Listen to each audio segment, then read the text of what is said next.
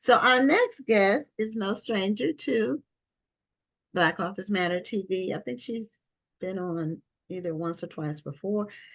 And she has a brand new book, and today is release day for Rhonda McKnight's book. And it's called Bitter and Sweet. And she's going to be on. That's not her there. That's her still picture. Okay. All right. Rhonda, welcome back to Black Authors Matter TV. Hi, thank you for having me again. Yeah. Thank you for coming back. Yeah, congratulations. It's just family. Book. Yeah, it is family. And I've been seeing on Facebook that people are reading your book. I think somebody asked, what's a new release that you plan on getting or something like that, one of those question ones. And several people had your book on there today. Oh, okay. Well, that's good to know. I've been trying to monitor this here social media, but back in the day, all we had to do was check Facebook. Now you got to be on Instagram, you got TikTok. So the only one that's not getting any love from me today is Twitter. I just can't. I'll pop over, maybe I'll pop over there before I go to bed, but I'm most active on Facebook and Instagram, and and my publisher. I'm in the middle of a 60 influencer tour, 60 people, and so they are commenting and sharing content, and I'm trying to engage with them. So it's just been a super busy, really week on Instagram for me. So it's been really good. Really, really good. Well, tell us about that. You said it's a 60 influencers. Yeah, I was about to ask the same thing. The 60 influencer tour. That's interesting. So what it is last year, when my book, The Thing About Home, that's Bitter and Sweet. That's my new baby. Yeah. And so you were on to talk about The Thing About Home. Came out. And so last year I was actually looking for, my publisher had hired a tour company that they typically use. And most of the people who promote on that particular tour company, was Black melanin. Let's just put it that way. Okay. So I felt very strongly, I appreciate everything that my publisher is doing for me. They have a wonderful ecosystem they send these books out to. The funnel, they sell. Okay. HarperCollins is huge. But this particular imprint, publishing Black fiction is new for them. And so they were kind of trying to use the same business model they have been using for all their other books. And I was like, this shall not do. So I reached out to an influencer. Actually, her name is Casey Kelly. She was the influencer who is a part of the collective curates who actually chose my book for the Essence Festival. I reached out to her and I said, I need like a Black social media company. Like who do you know? You know somebody. And so she suggested this company called Hear Our Voices. And so I contacted them. I, told my publisher, like, hey, can we do something else too with this company? Because I'm Black. Okay, I need a Black tour company too. We can't just do what y'all been doing. Okay? We got to help them. Okay, and let me tell you the thing about helping them. They're wonderful. They're so receptive to like whatever we need. Like, well, okay, what you want to do? Just let us know what it is. We need the ideas. And so, so they hired Hear Our Voices, and I think it was a 30-person tour last year. And when I tell you these women showed off with that book, I mean, they did any and everything in terms of the graphics. And there was a woman who made a video recreating my book cover with the same color shirt and shorts and a bicycle and the whole thing. They made all kinds of videos and all kinds of graphics. It was just beautiful. Like it was a beautiful experience for me to see people interact with the book in that way. And then, of course, pretty much all of them. There were probably maybe 2 or 3 that didn't actually write a review because the company they were using, they would have, I think, 40 influencers with that other company, and very few of them would write a review. So getting reviews from them was awesome, because that's not a thing that's required. If they read the book and they like it, or like I said, I probably had like maybe 3 out of the 30 that didn't write a review. And so, of course, when it came time to sit down and work on my marketing plan, I was like, surely we're going to do our voices again. And I was like, oh, yeah, we already booked them for 60. They got a new package with more. And so I was really thrilled with that. And they are, again, doing what they do, which is operating in excellence and really getting the book a lot of exposure in some really creative and beautiful ways. That's awesome. That's Mhm. Yeah, awesome. it is awesome. I'm really glad that you shared that because I know I personally did not know about Hear Our Voices, but there are so many people who are out there trying to get exposure for their books and they don't always know where to turn.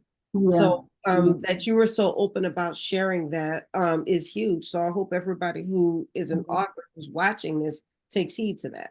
Yeah, and it's Hear Our Voices tour, and I will tell you that, you know, they are pricey, but I think that what I know for sure and what they had on their website, I'm not sure if it's there still, is that if you're an indie author, contact them about pricing. Like, we want to work with you. We're not going to charge you what we charge publishing houses. I mean, it was clearly on the website. And so, and I have a friend who contracted them. She has a tour that starts next week. She's an indie author. She doesn't have a huge budget. And she was like, Rhonda, they really worked with me. And so she's really excited about, you know, her upcoming tour. And so they're good people. They're good people. Because, you know, some people it's just like, once they get in bed with publishers, that's, you know, that's it. And they enjoy that money from them and, you know, start to trend away from, you know, working with us. Because, you know, I've been indie for a long time, you know, self-published for a long time. I'm only out of my 27 books, only 20, maybe 6 of them are traditional published. Everything else was new self-publishing. So I understand all the dynamics of that, and especially with respect to finances and exposure. And so they're good people. Yeah. You know, it's interesting that you said something about how they were doing all this stuff in the industry, but it wasn't any of us involved, or very few of us involved. I know recently in the last few months, and I won't say which publisher it is, but it's one of the big, whatever that number is, big 8 or 5 or 6 or whatever in New York. It's like I mean, 4.5 at this point. They contacted me about promoting some kind of book thing they had online for romance authors. They were promoting this event. They wanted us to put it on our platforms that this romance event was taking place with romance authors. So I look at the list of authors. It's not a Black person in there. And I told them, I said, you know, this is 2024. It is too late in the game for you all to miss something like this. You want us to help you promote your event, and it's not one Black romance author that you could reach out to. Right. Yeah, it's really concerning. Yeah, it is. And then they apologize, and then, you know, but an apology, the first thing you did was the first thing you wanted to do, you know? And so you should know, and I could give them some names, but then they gave me a name that I had never heard of. And I'm like, okay, all right. Anyway, I didn't even deal with it after that. Yeah. It's like you said, what you wanted to do was what you did. So now you want to cycle back, and it's like your intentions are known. And so it's like you said, it's 2024. Right. We're not here for the afterthought diversity initiatives. We're not here for that anymore. That's over. No, and I'm not going to use the platforms that we built and invested in to help you. And of course, they weren't talking. Now, if you were paying me, that would be different. But you were wanting me to do this without being paid to do it. So why would I do it? For what? So I can say we're associated with this big publisher. No, I don't need to be associated with them. You know, if they don't respect us, and I mean us, I mean collective us and our work, which obviously they don't, then why would I want to be affiliated with them? You know, so anyway, that's a segue and a side. We're going to get back to a segue into talking about So Get you your know my hands books be with- black, black, black, black. Right, right. So black. But tell us about the stories. All right, so I'll tell y'all about Bitter and Sweet. Bitter and Sweet is a dual timeline, women's fiction, historical fiction, family drama, multi-generational. It just falls into a whole lot of categories. And Okay. so it's a story that's set in the state of South Carolina where I live. And the majority of it takes place in the South Carolina Low Country, in the counties of Georgetown and Charleston. The contemporary story is about two sisters who, two estranged sisters who are contacted by their grandmother by text, sort of a cryptic text telling them to come home from the South Carolina upstate where they're living to the Low Country. And so their grandfather's been ill and they think that they're coming because perhaps things are worse. But when they arrive, their grandmother makes a request to them that, you know, they can't deny. And she tells them, I need y'all to go and reopen the restaurant. This restaurant, Tabby's has been in their family for 87 years. It's only been closed since the grandfather's illness. And so obviously this is a part of their family's legacy. And so, but the problem there with this request is that these two sisters do not have a relationship at all. They, and it's not because they didn't grow up in the same house together, they did, but there are some issues and some things that go all the way back very deep in their childhood that have affected their actual relationship. So now as adults, they struggle very much. And the grandmother, is aware of that. And so the historical story is, so what I'm saying is there's a lot going on in that kitchen that don't have anything to do with it. Okay. So and grandma can make this request because they're both at a crossroad in their life. They're both in a place where they're stagnant and sort of stuck and need change or need to be pushed or need to be moved in a different direction. And so the timing of the grandfather's illness and grandma's request is perfect. The historical story begins, which I love. I'm a historical fiction girly. Absolutely love doing this dual timeline thing that I just literally fell into, not on purpose. Because I was very much intimidated, Rhonda, with trying to write historical as well. Like that wasn't what I do. I read historical books. I love them. And so when a historical character first started talking to me and the thing about home, I was like, oh no, we're not doing that. That's not what we do. And so I left it alone. And then the next chapter popped up and I said, oh, this keeps happening. So the historical story begins during the year of 1915 and runs from the years 1915 to 1938. Takes place during, across those years of the Great Depression, the Boer Revolt in South Carolina eating up all the cotton. There are lots of historical events that take place during that time. And so who we meet there is these girls' great-great-grandmother, Tabitha Cooper, Bitter for short, as she is navigating her life as a single mother in Charleston, trying to build a restaurant business. And so that's the crux of the story. So, but what ties the two stories together, aside from potentially a restaurant, I'm not going to say for sure, you have to read the book to see, is the grandmother during her time was writing letters. And so the family has this box of letters that Tabitha wrote. And so what begins to happen in the story is what I love about, and I may be getting ahead, is that we begin to see that things, sometimes if things are not dealt with in families, the past will repeat itself through the generations. And so, so that's a little bit about, that's a little bit, a lot probably about Bitter and Sweet. Okay. Now you write a lot about the Low Country. I Is do. that where you are? Being I know from you South live Carolina. there now, in South Carolina, but are you from South Carolina? Is that I'm actually always a Jersey girl. So that's where I grew up, but my family is from South Carolina. So I moved to South Carolina by accident right before the pandemic. I lived in Atlanta for 20 years. And my oldest son got married, and my mother was having some health issues, and I decided, I'm a writer. I work from a laptop. So I moved to South Carolina, figured I'd do an extended visit where I would sort of figure out what was going on with her and help her with whatever she needed. And then COVID hit. And then I just wasn't going to leave my elderly parents, because my daddy was, running in and out of stores like he was. There was no mask, there was no virus. He needed supervision.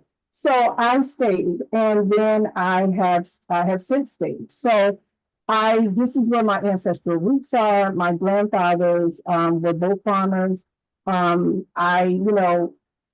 Not to bring up the thing about home again, but my inspiration for that book was Black River, which is near our ancestral farmland. And so I've just sort of fallen in love with South Carolina has so much history. It's so rich. Yeah. So much of it is hidden and not talked about. And so there are things that I've shared in the thing about home that, some teachers and the educators in the state did not know. And so we know that we live in a time where, certain people have an agenda to sort of, depress our history, put it back in the box. Let's not talk about it. Let's pretend it doesn't exist. And so I am loving this exploration into this different area because, I was writing romance. And right before I came up with the idea for the thing about home, I was actually at that time writing some millionaire romance, which was not even something I had ever thought I would ever write because I didn't read it. I wrote one Christmas story about a man with a bunch of money, and it was during the pandemic, and my readers were like, he got a brother, you gonna write about him? And I was like, y'all want that? They were like, yeah, about that. Then, okay, now the cousin, this and that. I'm like, okay, y'all is not playing about ordering me to your books. Like, this here writing thing is working with you guys ordering these books. And so I wrote 10 books in that series. But I felt like as I was writing them, that I felt like I wanted to do something, and I love those stories. Don't get me wrong. Like, I know I have a friend right now who's binging the entire series. Every day she texts me, she's on book 6. She's running up through them. People love those stories, but I wanted to write something that I felt like would be more of a legacy for me as a writer. And that was something that I explored, from a just sort of a emotional and psychological level during the pandemic as I began to sort of think about my life. I think we had downtime. I know I'm not the only one that was trying to figure out, but here am I, since it's quiet. And I can go out and spend my money. Here am I. And I started thinking about what I wanted to do as a writer. And so I wanted to begin to write women's fiction. And so, which is a lot I never thought I would write, and here I am. Yeah. Yeah. Well, a lot of times I love that you have a purpose behind everything that you do. You're not just doing something for popularity's sake. You're doing things with a purpose. And I think that's something that every writer should have, or as Lionel Richie would say it, purpose. Yeah, listening to Suzette, the twins prior to my talk, I loved their passion. I have read some of Harrison's work. I haven't read Riddick's work. Of course, we'll be reading Riddick's work because their talk was just fantastic. And that's what I love about you guys' show, because I'm always finding out the authors. But I love their passion behind it. And and I know those books are going to be good, because when you have that, like, this is what I really want to do, this is important, this is like the work just like the writing spills out of you, because when you have purpose and your intent and your heart is in the right place, I just feel like it can't go wrong, like it never has for me. And so I'm really, really passionate about giving Black women stories that are healing and loving and, have forgiveness and faith and all the elements of our culture that is so important, family. I know a lot of people, I'm 58 at this point, a lot of people who have lived long enough to be dealing with grief and loss. This is a book that deals with grief and loss. There's therapy on the pages, like literally therapy sessions that one of the characters having right on the pages. And so, because we're there, it's no longer taboo to say, I need to take care of my mental health. And where it is, you know, that's some dark ages stuff. We are taking care of ourselves. And so I love writing stories that, you know, particularly in the contemporary story, that addresses the needs and issues that women, Black women in particular, care about. Yeah, you know, when you first start writing, you don't necessarily know where it's going. Not a particular project, just writing in general. When you start releasing books, you don't always know you're going, where you're going to end up, or which direction you're going to go in necessarily, because sometimes readers and circumstances can change Mhm. what you decide to write about at any given time. Yeah, Especially yeah, when you're indie, you have more, you can be more flexible to write more about what you want to write yeah, about. yeah. And that's what I like about being independent is I It, write it's what I want to write it, about. it's beautiful. I'm not gonna not be honest. I miss it a lot, you know. And because I could write what I wanted, like anytime, like release it here, whatever, you know.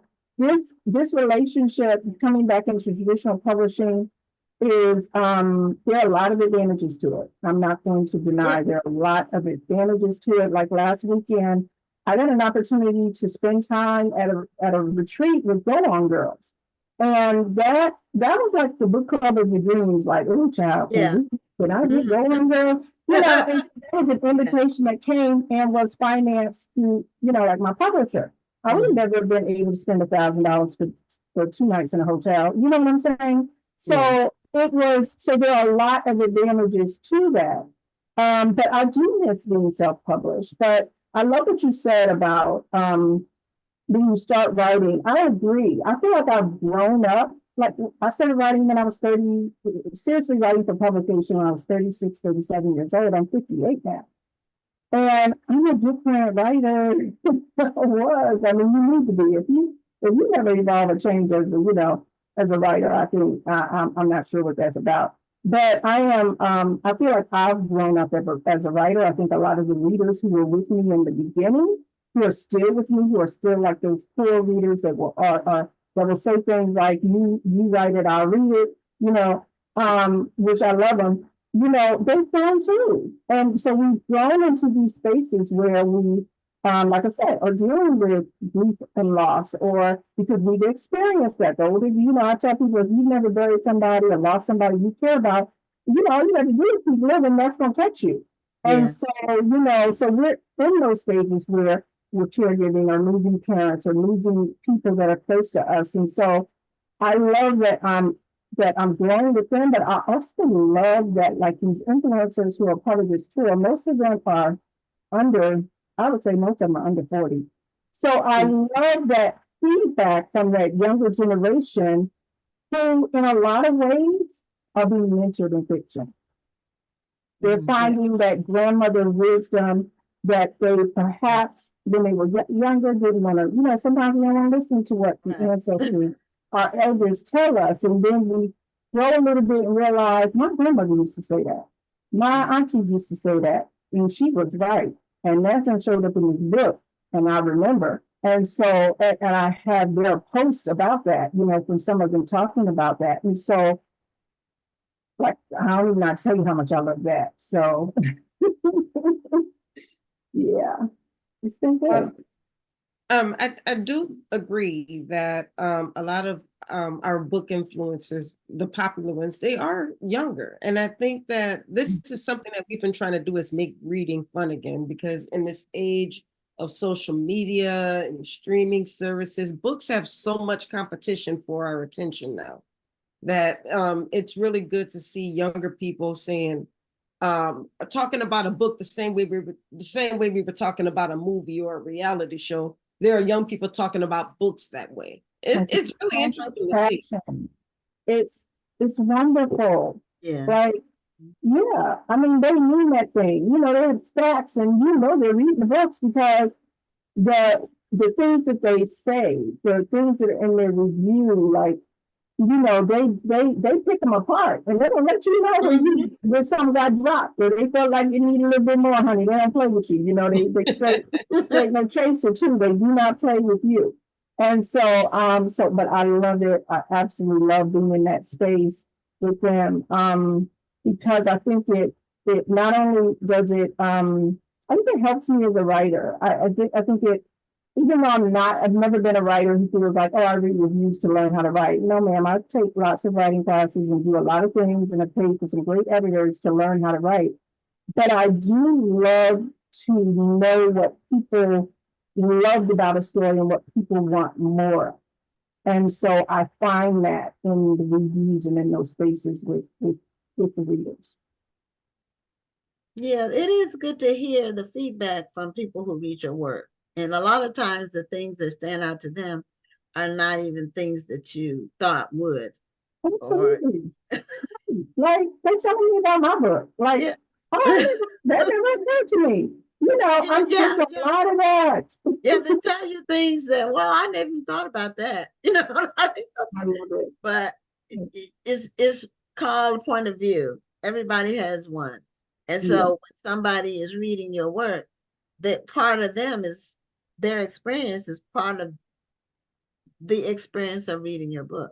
Their background and the experiences, they bring all that to the table when they're reading. And so it's really interesting just to hear and a lot of times it's about characters that you create that they either can't relate to or they liked them or they didn't like them or they it's just interesting. It's that or they don't forgive them no matter what. Yeah. Yeah, they really, or they tell you, I want to know what you're going to do, what's going to happen, and then that makes you write a sequel, another book in the series. Well, we're at the end of our time, Rhonda. All right. So, show the book again, Bitter and Sweet. It just came out today. Can I say one more thing about it? Yes. So it's in paperback, it's an ebook, it's an audio book, it's wherever books are sold. I will put a link for my website so somebody can, if you want to learn more about it, you can certainly go Your there. website is in the One chat. thing I want to say is my publisher contracted 3 narrators for Bitter and Sweet. So, and the audiobook is beautiful. It is beautiful. I mean, Angel Payne, Janice, I forget her middle name, Pat, and Lynette Freeman, it was like they were competing for who was going to do this the best. They killed it. It's a beautiful audiobook. So if you're a person that loves the audiobook, this is the audiobook. It's wonderful. Well, that's all I need to hear because I'm an audiobook girl. Gwen isn't. But no, I love a good narrator because a narrator can make or break a story. Make or break it, but it feels like a movie. I begged my publisher to let me listen to it last week, like I was a child. I can't wait until pub day. And so they sent it to me, and I thought I was listening to it, and it just felt like it was somebody else's book. I felt like I was like totally caught up. Like, wow, this is so beautiful. They did such a beautiful job. And I reached out to the narrators. I'm like, can you send me a picture of you? I want to share I want to share you on my social media. Like, you deserve it. And they were like, oh yeah, they sent you a picture of, copy of the book. And so those sisters bought their best game. So I just wanted to share that about the audiobook. Well, thank you. We did put your website. We did put your website in the chat. So everybody go to the website, get this book. Today is pub day. Let's get this book up there and to #1 on the first day. That's the way we do, right? Yeah. Okay, well, thanks so much, Rhonda. Congratulations again, and we'll see you next time. Okay, thank you. Good night. Okay, good night. Thank you.